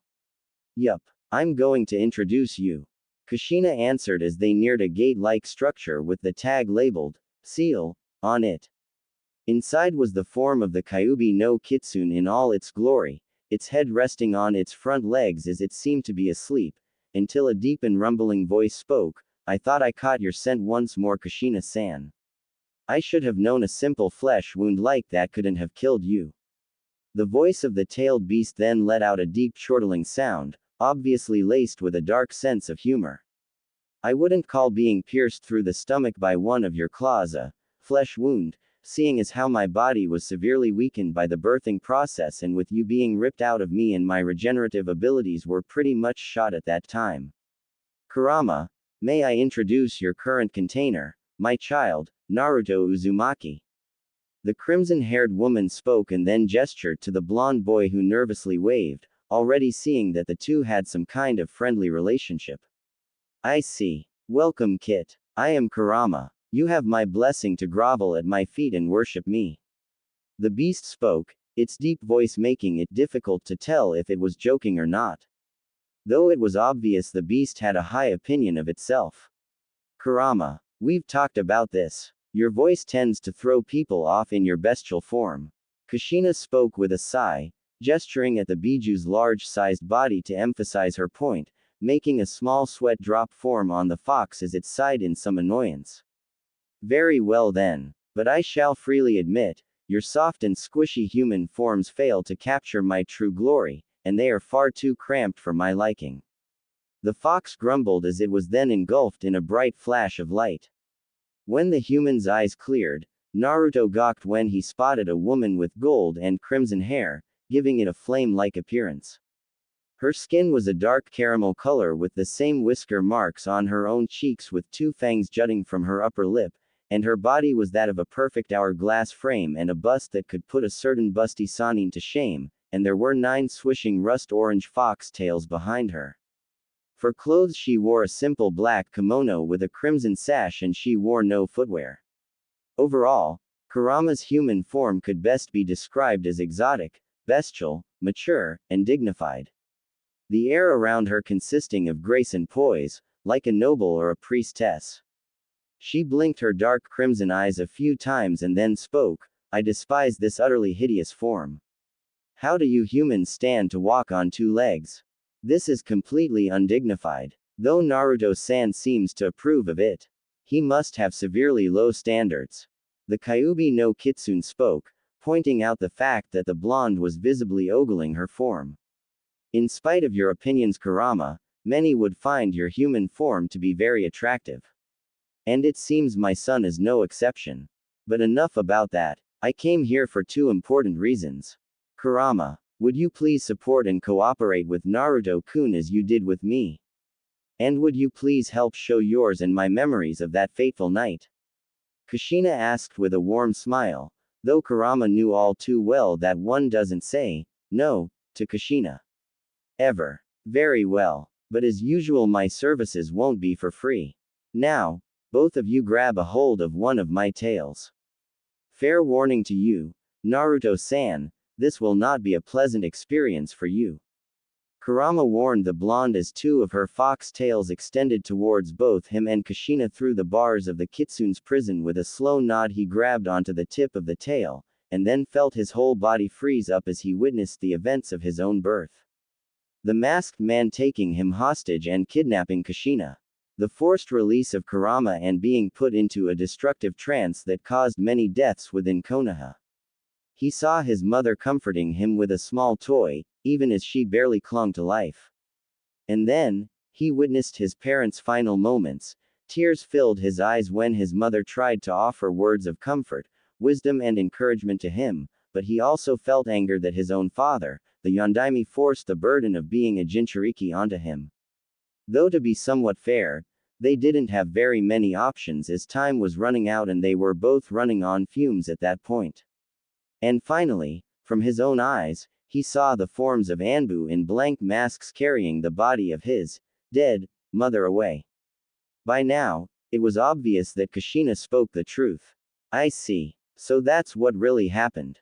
At first, I wanted to be angry at you, to blame you for not being around to raise me, but I can't anymore. It wasn't your fault you were taken. I can't hold you at fault when you didn't do anything wrong. I just wish you could have woken up a lot sooner. Naruto spoke as he rubbed away some tears in his eyes, with Kurama watching on stoically while Kushina had a downcast look on her face. The Uzumaki woman then pulled her child into a warm embrace and replied, "Me too. I would give anything to be able to turn back the clock and change the events of that night. But even that is beyond my power. I was never able to be your mother. At least not for the long term, but may I still be a part of your life. We can still be friends, and I promise to support you unconditionally, doing everything I can to make amends." At her words, he returned the hug, wrapping his arms around her as he answered, "I'd like that. At least, now I know you never abandoned me. You were taken. The people who took you, the guy in the mask, they're the ones to blame for everything that went wrong with my life."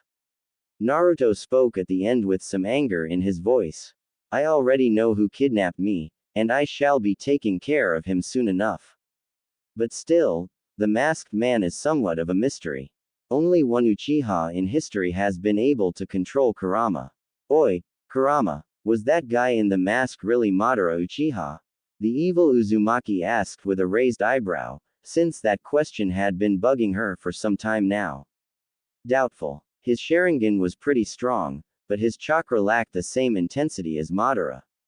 Not to mention the man in the mask smelled differently. He smelled wrong, corrupted, like rot. His scent both invoked some familiarity and much anger. But no, I sincerely doubt that was actually Madara himself. Kurama replied as she slowly blinked her eyes, a frown on her face suggesting that the very mentioning of Uchihas, especially Madara, put a bad taste in the kitsune's mouth. "I see. An imposter then. Naruto-kun, why don't you stay here and bond with Kurama?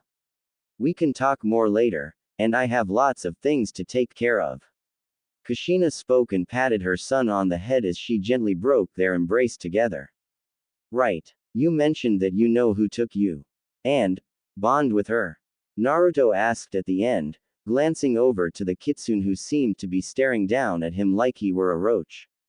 "Yes. Bond. Take it from me, it is far better to cooperate with your tenant than treat her with disdain.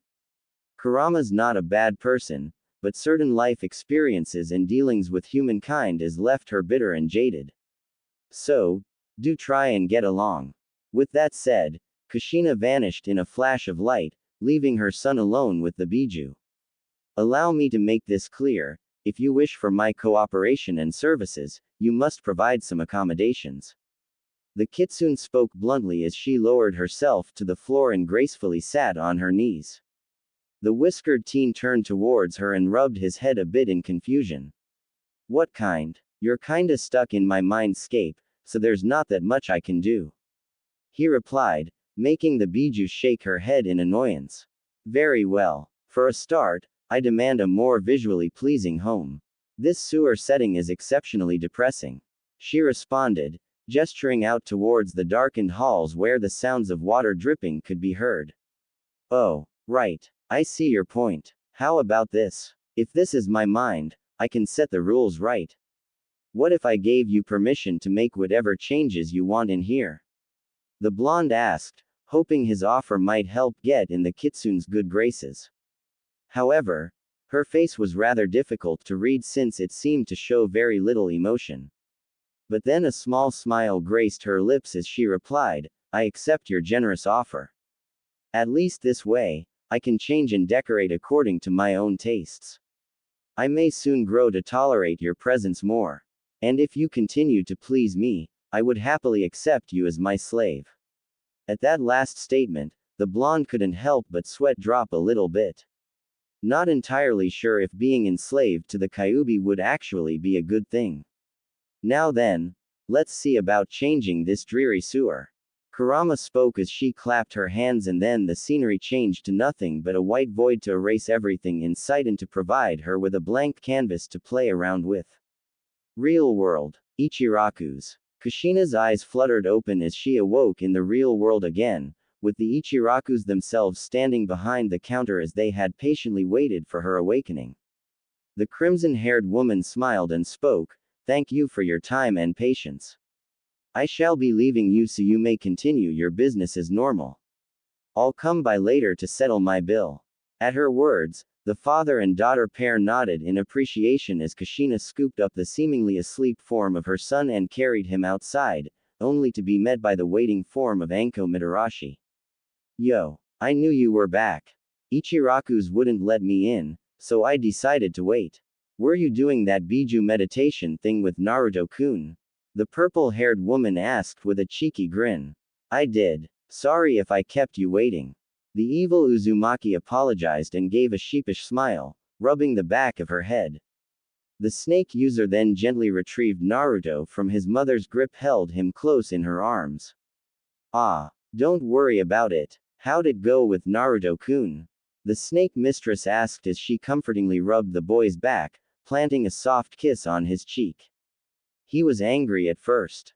But once I showed him the memories pertaining to that night, he came to an understanding. The quick version is that a Sharingan user in a mask sabotaged the resealing process after Naruto-kun's birth. Then once Kyuubi-san was sealed into my son, I was kidnapped and held prisoner in a coma.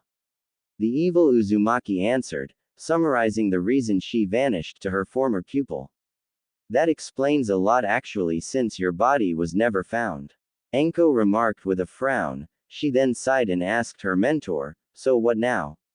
You coming back with me to my place? The crimson-haired woman looked towards the Hokage Tower and replied, no.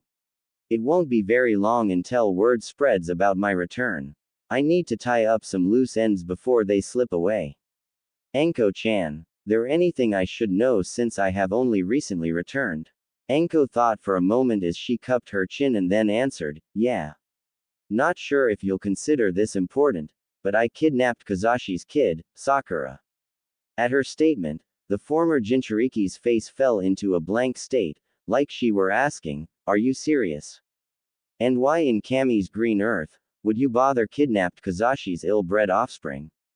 Kushina asked, feeling that was a waste of time and effort. Hey, I had a good reason.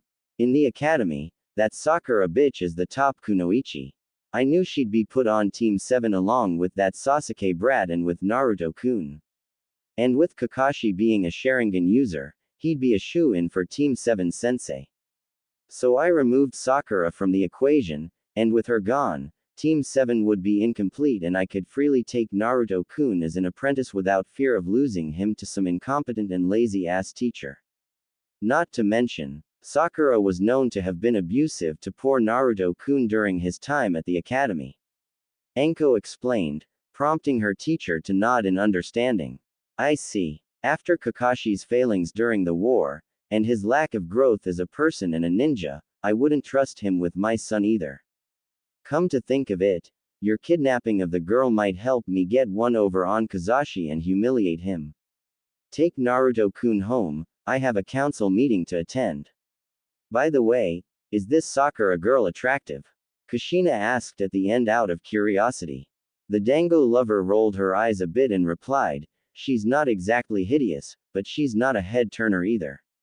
She's really lacking in body proportions. Likely due to dieting and lack of kunoichi training.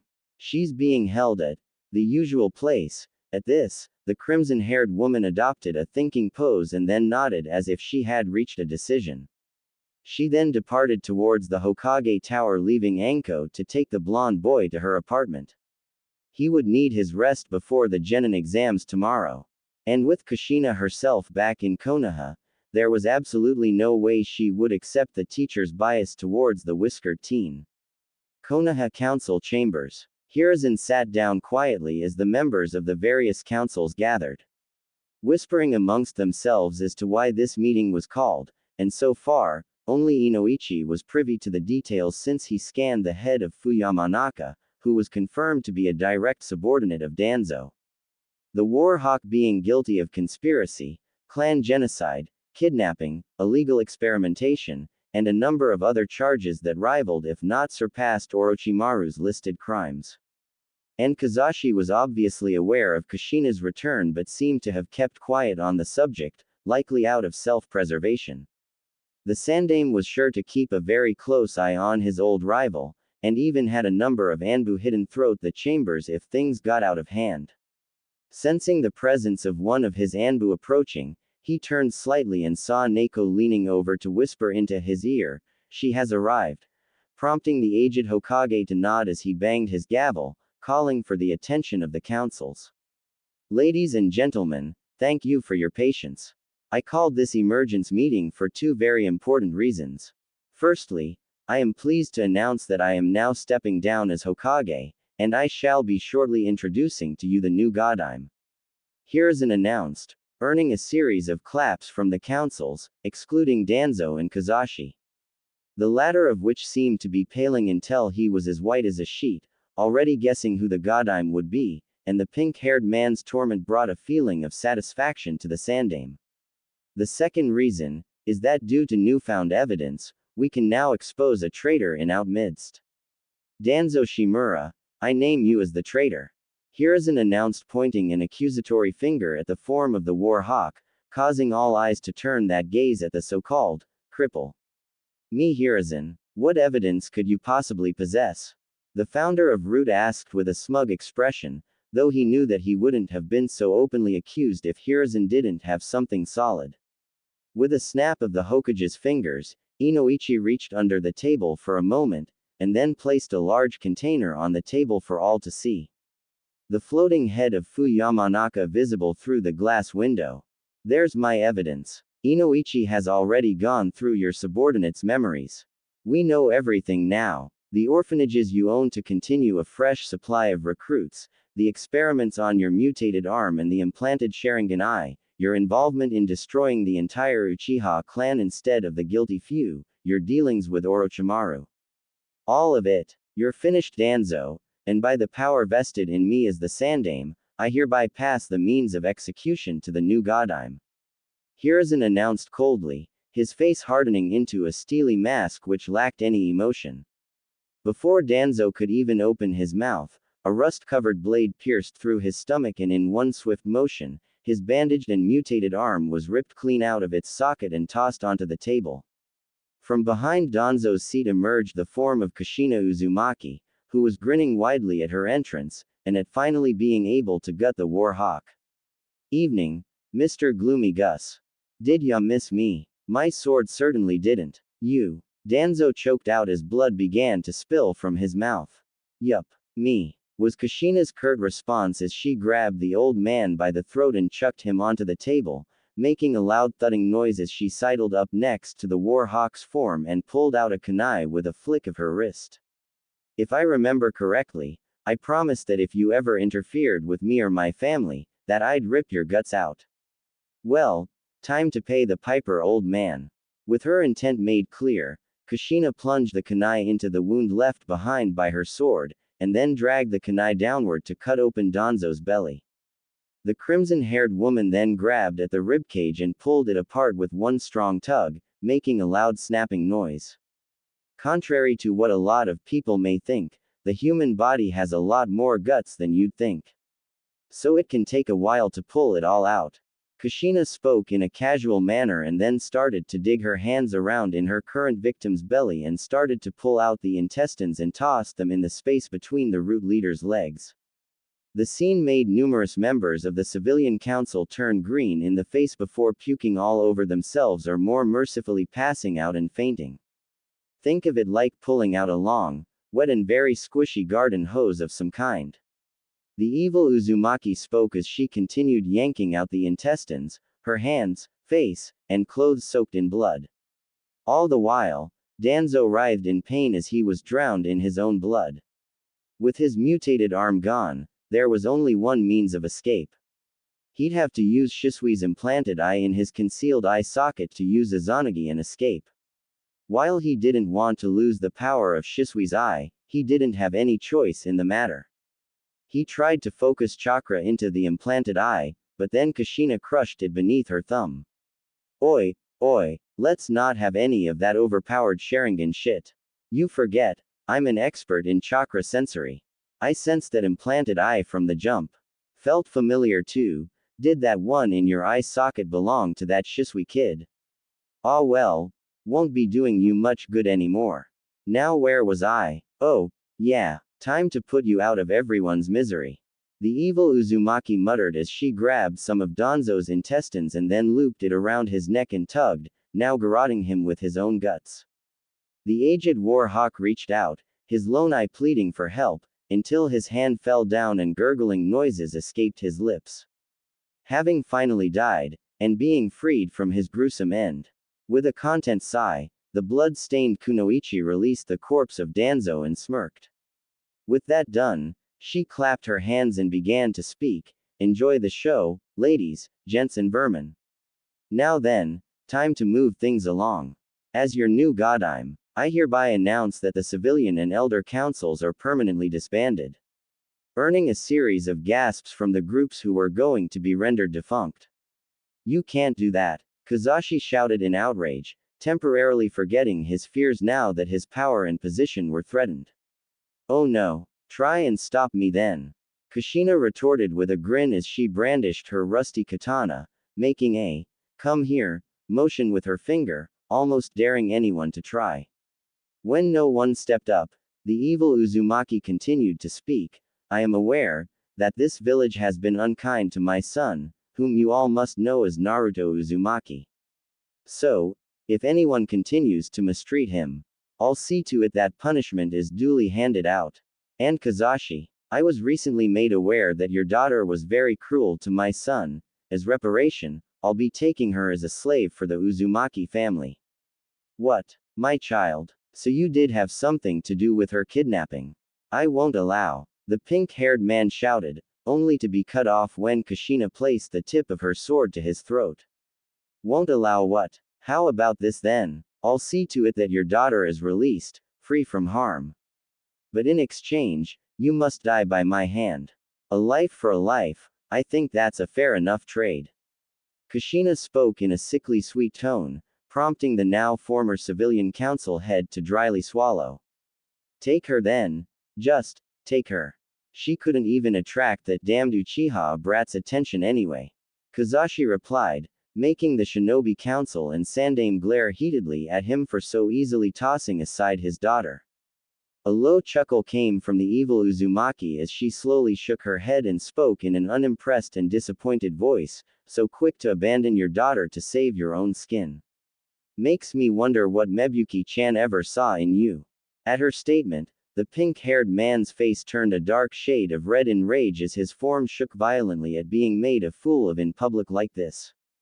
You just wait, without the civilian council, you'll be so buried in paperwork that you'll quit before the week is out. Kazashi spoke, trying to get the last word in to try and save face, but the violet-eyed Kunoichi didn't seem all that concerned. I'm not that worried. I'm infamously tenacious, and I know a few tricks in speedily processing paperwork. She retorted in a dismissive voice, and then gave a victory sign as she marched out of the chambers. Just as she reached the doorway, she turned on her heel and continued to speak. Oh, Reet. I almost forgot something. I now hereby announce that the Uzumakis shall be an officially registered clan of Konoha. Council meeting adjourned. She shouted and then exited the chambers with the doors shutting behind her. With the evil Uzumaki gone, one of Hiruzen's old teammates Kaharu spoke up. Hiruzen. You have to do something. With that woman in charge of things, she'll ruin Konoha inside of a year or less. Sighing, the Sandaime pulled out his pipe and lit it as he replied, I'm retired and no longer the Hokage. It's out of my hands. I am finished playing mediator between a bunch of whiny civilians that only care for money, and the loyal shinobi who work to protect this village. If Kushina-sama says that the civilian and elder councils are disbanded, then they are disbanded. Her word is now law. With his piece spoken, Hiruzen puffed on his pipe and left the chambers as well, with the clan heads following close behind him with some satisfied looks on their faces. The power balance of Konoha's government now lied exclusively in the hands of the shinobi. With the evil Uzumaki now returned, Konoha would not have to fear for another long-term war. In Kumo, Kushina was infamously known for castrating rapists, making Sandaime Raikage loyalists forever live in fear of her name. In Iwa, she was known as a boogeyman of sorts, a creature that supposedly devoured disobedient genin. In Kiri and the Land of Iron, it is every sword user's greatest dream and worst fear to cross swords with the evil Uzumaki. And in Suna, Kushina's wrath was known to be as scorching and unforgiving as the desert sun. With the new Godime Hokage in place, it would not be long until word spread around the elemental nations. And the leaders of those nations would come, begging for peace and mercy from the most dangerous kunoichi to ever live. And if they did not satisfy her, then they would be doomed to fall beneath her sword. End chapter 2. Bonus scene. Sakura's fate. Help. Please. I wanna go home. I want my mommy. Screamed the sobbing form of Sakura Haruno as she was currently hanging upside down, her face red from the blood flowing down to her head making her feel woozy. She tried struggling and kicking her bound legs, but only succeeded in making the chains keeping her suspended rattle and clank together. She heard a door open, making her gulp in fear, believing that the crazy snake lady was coming, but instead it was a woman with crimson hair carrying a rusty katana. Hey there, sunshine, the woman greeted, making Sakura sigh in relief at the prospect of being rescued. Thank Kami you're here. You have to get me out of here. That damned Anko woman kidnapped me. Sakura shouted and made her chains rattle again for emphasis, earning a chuckle from the stranger who shook her head, confusing the Pinkett. I don't have to do anything. Name's Kushina Uzumaki. I'm your new owner. The violet-eyed woman introduced herself with a sinister giggle, making the fangirl's blood run as cold as ice water. Owner? What do you mean owner? Sakura asked, in confusion. Instead of immediately answering, the crimson-haired kunoichi pushed a nearby button, making the Pinkett drop to the floor with a loud thud. The girl glared at her for a moment, but it melted away into a look of fear as the stranger approached a tool box sitting atop a stool. I held your daddy at sword point, and gave him to choice to sacrifice himself and set you free, or to save his own hide and let me keep you as a slave for my family. He chose to throw you right under the bus. Kushina answered as she pulled a small device from the box, the fangirl's heart sinking down in her chest at the news, though for some reason, it didn't actually surprise her. Wah! What are you going to do to me? The Pinkett squeaked out in fear, wondering what this woman had planned for her. The crimson-haired woman turned around, revealing the object in her hand to be a bottle cap opener as she approached. Well, before I put the slave seal on you, I was thinking of giving you a hands-on demonstration of what happens to people who hurt my son. Kushina responded with a humorless laugh, clearly about to take some measure of joy in what comes next. Your son, Naruto. Naruto's your kid. Then where the hell have you been? Sakura demanded, futilely trying to crawl towards the door, only to find a hand on her ankle, pulling her towards her soon-to-be master. In a coma, unfortunately. Now, how about we start with bending some things in ways they aren't meant to bend? And then we work from there. I think you might have more value as a slave than as a kunoichi. Kushina coldly responded and grabbed one of Sakura's fingers, placing it into the bottle cap opener, and then tugging upward, making a loud snap noise followed by the screams of the pinkett. Kushina knew that it may take a while to properly train this girl, but with such a low tolerance for pain, she'll easily learn her place.